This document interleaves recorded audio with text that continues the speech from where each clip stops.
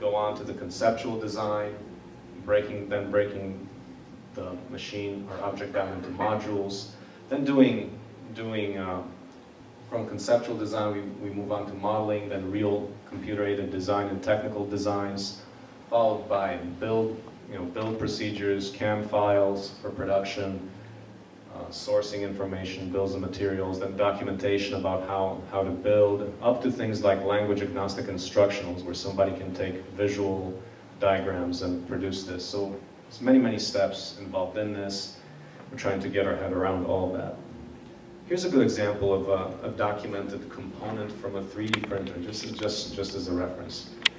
But the interesting thing about this diagram, okay, so it's a technical diagram, a complex object, but if you have the type of documentation that exists there, and this is taken from the Lulzbot website, you can download this.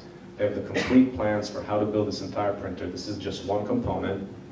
But the thing that's interesting about it, in the upper left corner, it says copyright 2014 Aleph Objects Incorporated. But then it says that the license there, this permission is granted to copy, distribute, and/or modify this document under the terms of the Creative Commons Attribution 4.0 International Public License.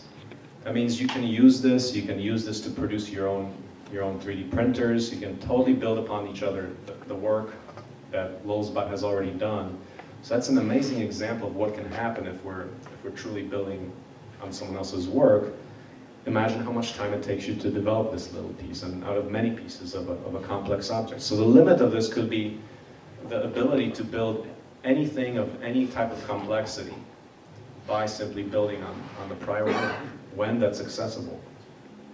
That's just fascinating to me. Okay, so that's a little